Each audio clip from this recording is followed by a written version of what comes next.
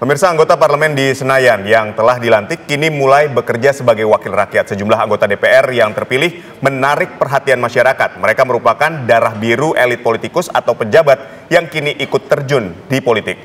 Lantas bagaimana kiprah para politisi darah biru di Senayan? Untuk membahasnya kita sudah terhubung bersama dengan sejumlah narasumber. Ada pengamat politik Khairul Umam dan Burhanuddin Muhtadi. Selamat petang semuanya. Kita menuju ke Prof. Burhan terlebih dahulu.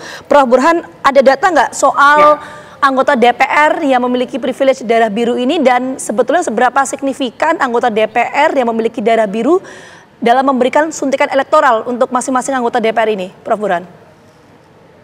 Ya, data Litbang Kompas menunjukkan ada peningkatan yang cukup tajam ya.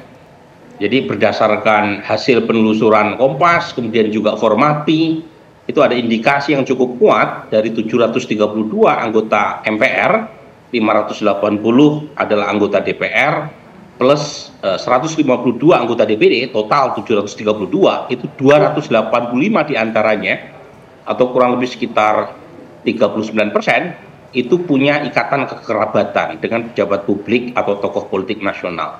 Jadi ini indikator dari politik dinasti, Vita, yang menunjukkan sekali lagi kalau kita isolasi khusus di kalangan anggota DPR itu ada 220 dari 580 yang punya ikatan politik dinasti. Dan sekali lagi menunjukkan betapa politik dinasti ini mengalami normalisasi. Jadi ini yang menjelaskan mengapa misalnya isu politik dinasti yang sempat kuat ditembakkan ke pasangan Prabowo Gibran dalam konteks Pilpres itu kurang punya dampak secara elektoral, karena normalisasi politik dinasti terjadi secara masif di semua cabang kekuasaan, termasuk sampai pada tingkat kepala desa. Jadi kalau ditanya seberapa besar dampaknya, ya tentu saja dampaknya yang paling utama ya secara elektoral, kalau misalnya politik dinasti mengalami normalisasi, ya pertama partai menjadi lemah karena partai tidak diinstitusionalisasi, partai menjadi brand keluarga. Jadi brand keluarga lebih penting ketimbang pelembagaan partai. Yang kedua, kenapa ini subur, kenapa para caleg yang terindikasi punya ikatan kekerabatan itu terpilih, itu ya kedua karena tidak ada larangan juga dinasti politik ikut pemilu. Jangan lupa DPR pernah mengeluarkan produk undang-undang yang melarang keluarga inti untuk maju dalam pertarungan pemilu, tetapi MK kan membatalkan karena alasan melanggar hak asasi manusia. Dan ini yang kemudian menyuburkan praktek politik dinasti. Dan terakhir ya itu berkaitan dengan sikap pemilih kita yang relatif tidak begitu anti dinasti. Dan itu yang menjelaskan mengapa kemudian tokoh-tokoh yang punya ikatan ya dengan tokoh nasional kemudian maju dalam kontestasi elektoral termasuk dalam pemilu, apalagi kita pakai sistem proporsional terbuka, itu kemudian melenggang secara nyaman ke dalam Senayan, gitu ya. Jadi ini faktor-faktor yang membuat politik dinasti begitu kuat. Tentu dampaknya sangat banyak sekali, Vita, ya, mengganggu proses rekrutmen dan kaderisasi partai. Karena biasanya calon yang punya ikatan politik dinasti itu mendapatkan banyak privilege, mulai dari soal nomor urut, kemudian soal kemudahan. Kalau misalnya gagal juga bisa tetap dilantik sebagai anggota DPR, seperti yang terjadi belakangan ya. Ada 2 anggota DPR dari PDI Perjuangan yang mundur untuk memuluskan seorang caleg yang kita tahu cucu Bung Karno untuk menggantikan Bu Sri Rahayu dan seterusnya. Baik. Jadi hal-hal semacam ini harus jadi catatan supaya partai politik kita itu mengalami pelembagaan. Jangan sampai brand keluarga lebih penting ketimbang struktur partai. Baik, kita ke Mas Umam. Bagaimana Anda melihat wajah baru DPR yang diisi oleh anak, keturunan, dan kerabat dari elit politik atau tadi yang disebut politik dinasti di MPR DPR? Jumlahnya ada 285 atau 39%. Apakah ini juga merupakan bagian dari privilege seperti yang tadi disebutkan oleh Prof. Burhan? Silakan Mas Umam. Iya, Mas Adit, yang disampaikan Mas Burhan tadi beberapa hal cukup mendasar ya, dan memang itu menjadi tren sebenarnya bukan hanya di level Indonesia, tapi juga sebenarnya terjadi di banyak negara. Tetapi dalam konteks Indonesia, karakter dari kekuasaan Indonesia itu memang bercorak paternalistik atau bercorak patrimonial. sehingga kemudian simbol-simbol nama yang kemudian terfokus pada kekuatan brand keluarga atau nama-nama besar seorang politisi seringkali kemudian menjadi magnet politik yang kemudian betul-betul mampu mengkonsolidasikan dan juga mengkooptasi mesin politik yang ada. Dalam konteks ini adalah dalam sistem kepartaian.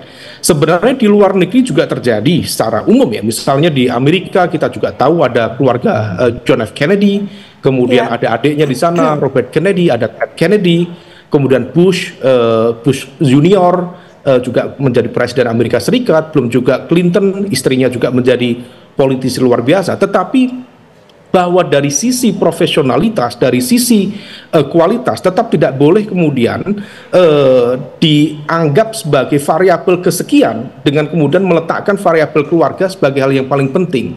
Nah, ini yang kemudian menjadi titik pembeda. Seringkali di Indonesia, terutama kalau misal kita merujuk pada komposisi DPR yang baru, ada setidaknya pasangan suami istri masuk bersama-sama di Senayan. Ada juga komposisi ibu dan anak juga cukup banyak yang berada di Senayan.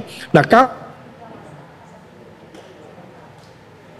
Mas Umam? Maka tentu ya, hal itu berpotensi memberikan dampak signifikan, terutama menghambat regenerasi politik. Karena proses regenerasi, proses rekrutmen hanya berada pada level yang itu-itu saja, sehingga kemudian tidak terdistribusi secara merata, padahal kita jumlah masyarakatnya luar biasa, 280 juta. Oke. Mas Umam tadi menyampaikan soal regenerasi politik ya Mas ya. Tapi kan begini, kita coba pakai perspektif partai politik. Kalau dalam undang-undang, dalam konstitusi kan partai politik memiliki hak untuk kemudian mengusung siapa yang akan menjadi calon legislatif dan lain sebagainya. Ini kenapa kemudian partai politik lebih cenderung memilih, karena datanya 39% ya tadi ya, memilih darah biru. Apakah memiliki suntikan elektoral ke partai, bisa menyumbang elektoral yang begitu signifikan atau gimana Mas sebetulnya? Iya, tentu jelas. Memang perdebatannya harus kita pisah antara perdebatan secara etika politik dengan perdebatan dalam konteks politik praktis. Kalau misal bicara tentang konteks etika politik, memang aturan lama yang pernah diajukan oleh DPR perlu untuk dihidupkan kembali, karena ada COI di sana, conflict of interest. Kalau misal ayahnya berada di pemerintahan, anaknya berada di legislatif, maka proses negosiasi dan kompromi dalam konteks pemerintahan yang tidak sehat bisa terjadi. Tetapi dalam konteks yang tadi disampaikan Mbak Vita, memang seringkali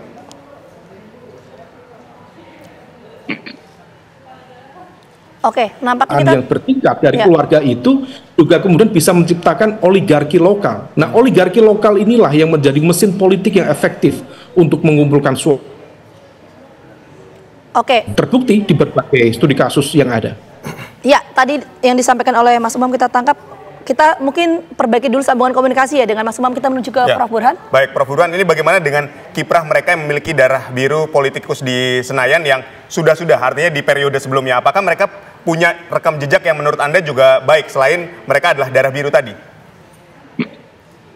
Kalau bicara pola umumnya tidak terlalu terlihat ya jejaknya. Tentu ada 1-2 yang menunjukkan bahwa politik dinasti juga punya kiprah yang positif ya. Orang seperti Mbak Puan kan lama digembleng sebagai politisi. Jadi ada unsur mentorship yang membuat beliau meskipun putri dari seorang ketua umum PD Perjuangan muncul dengan segala kekuatan dan kelemahannya. Tetapi kalau kita bicara pola umumnya itu politisi dinasti di DPR itu kurang bunyi. Jadi dan saya kira studi-studi Yaskenawas atau kawan-kawan yang berkaitan dengan politik dinasti menunjukkan bahwa dalam konteks di Indonesia itu politik dinasti lebih bersifat predatorik ketimbang benevolent. Jadi ada benevolent dynasty itu satu politik dinasti yang menguntungkan publik, misalnya kasus Lee Kuan Yew dengan putranya di Singapura. Tetapi umumnya di Indonesia itu lebih predatorik.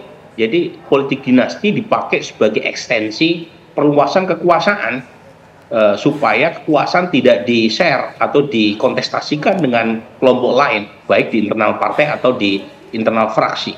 Dan itu merugikan. Karena yang menjadi tanda kutip ya, korban adalah bukan hanya elit partainya, tapi rakyat. Nah, kenapa mereka terpilih? Ya karena memang playing field-nya nggak rata.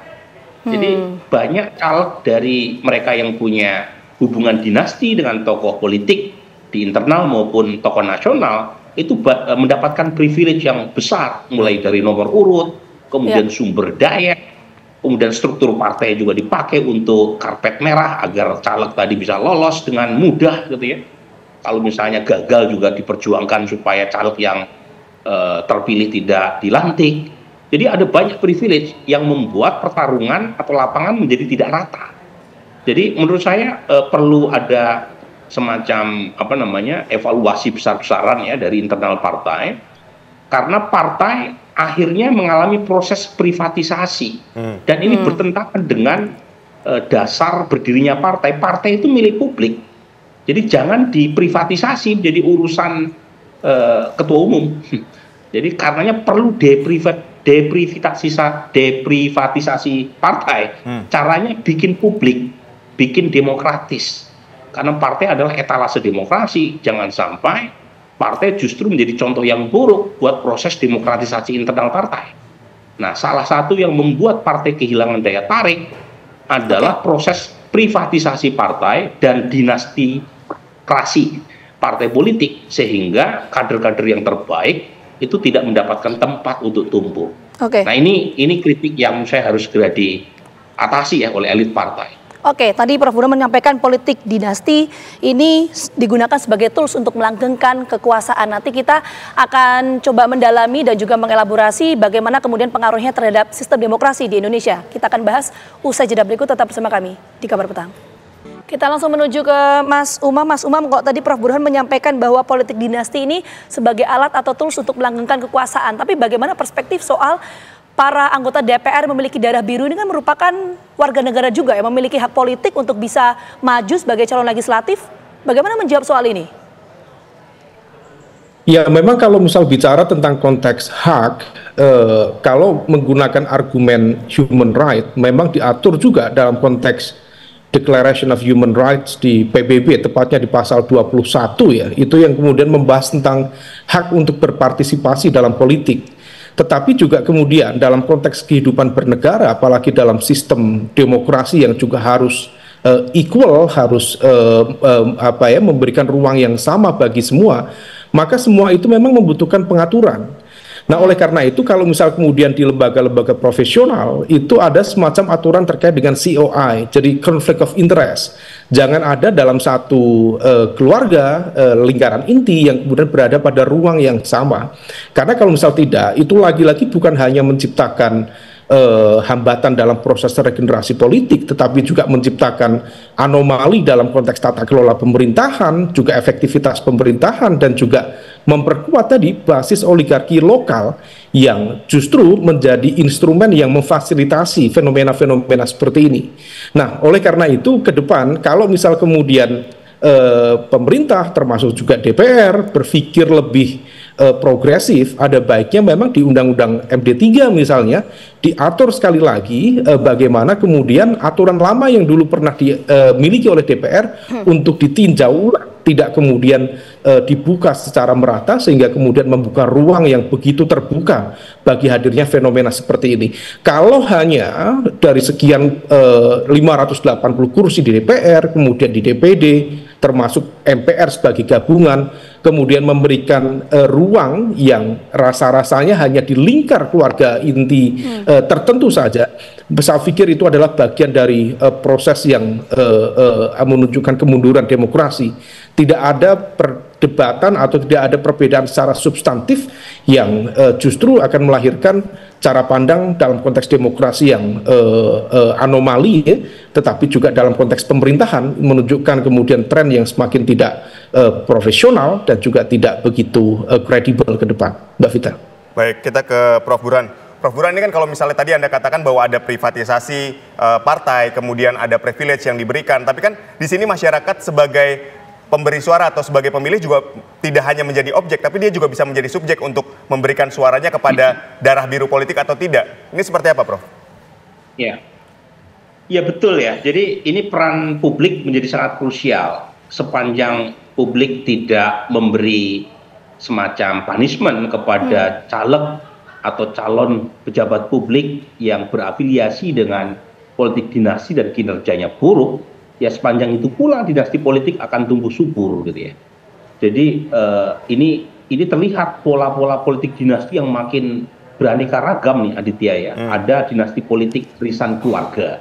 Jadi suatu daerah itu berganti-ganti aja tuh, dari suami ke istri, kemudian ke anak, itu udah muncul di beberapa daerah seperti itu. Kemudian ada dinasti politik lintas cabang kekuasaan, misalnya kayak kasus Kutai Timur, itu suami bupati, istrinya DPRD gitu ya. Kemudian ada juga dinasti politik lintas daerah kayak di Banten ya. Kemudian di Sulawesi Selatan ya, ada yang berkuasa di Serang, ada yang berkuasa di Kabupaten Serang, di Tangsel dan seterusnya. Jadi memang menjadi sangat dominatif ya politik dinasti belakangan, dan itu menjadi salah satu ciri menurunnya demokrasi kita, karena salah satu unsur pokok demokrasi adalah persaingan, dan dinasti ini itu mengurangi persaingan di level elit, karena dinasti politik mendapatkan kayak semacam privilege atau karpet merah. Yang kedua, mengurangi persaingan pada tingkat masyarakat. Ya. Karena tadi mereka punya sumber daya yang kuat, termasuk urusan political cost, money politik. Ya, Prof. Burhan, mungkin saya ingin perjelas dulu pertanyaan. Pertanyaan maksudnya begini, ini kan kita tahu ya bahwa dalam sistem pemilu ini kan rakyat memiliki hak suara untuk memilih. Nah, tapi pada faktanya ini mereka-mereka yang memiliki darah biru akhirnya terpilih di Senayan atas dasar pilihan masyarakat. Jadi ini yang salah apa? Dalam sistem di masyarakatnya kah, sistem politiknya atau gimana? Ya, kan sistem proporsional terbuka kalau dalam konteks pemilu legislatif, itu kan suara terbanyak yang akan maju atau terpilih sebagai anggota DPR kan. Nah, orang nggak mungkin milih kalau nggak kenal. Nah, kalau misalnya caleg dinasti itu ditempatkan di peringkat pertama, meskipun dalam sistem proporsional terbuka, nomor urut itu tidak penting, tetapi studi empirik saya menunjukkan caleg yang lolos umumnya adalah caleg dengan nomor urut kecil 1, 2, 3. Nah, caleg dinasti umumnya berada di peringkat 1, 2, 3. Itu udah tidak adil, fitnah. Yang kedua, mereka mendapatkan sumber daya yang besar untuk sosialisasi, untuk menggunakan struktur partai, untuk pasang baliho spanduk dan menggunakan tim canvassing secara masif. Dan itu lagi-lagi tidak adil kepada caleg yang kompeten tetapi logistiknya cekak gitu. Caleg gua apa? Jadi orang kan nggak mungkin milih kalau misalnya mereka tidak mengenal para caleg yang kompeten. Dan ini yang saya sebut tadi. Jadi saya tidak ingin mengatakan bahwa masyarakat tidak bisa kita mintai pertanggungjawaban, tapi studi di Brazil itu menarik itu. Di Brazil, kenapa caleg dinasti itu lolos? Karena mereka umumnya tidak tahu catatan rekam jejak negatif dari caleg dinasti tadi. Ketika diinformasikan bahwa caleg dari Brazil tadi punya catatan merah terkait dengan korupsi, masyarakat nggak mau pilih. Baik. Nah, jadi di Indonesia umumnya memilih karena faktor yang sangat basic. Mereka hanya kenal sama yang mereka pilih. Dan umumnya caleg yang punya popularitas tinggi adalah caleg dengan kekuatan sumber daya yang baik dan mendapatkan privilege, dan mereka umumnya punya hubungan kekerabatan dengan elit partai. Ya, baik. Semoga apa yang disampaikan hari ini, kritik maupun masukan disampaikan ini dapat menjadi masukan bagi mereka yang hari ini terpilih di Senayan. Terima kasih sekali lagi kepada Prof. Burhan dan Mas Umam atas partisipasinya di dialog pada hari ini. Selamat sore, sehat selalu dan sukses selalu.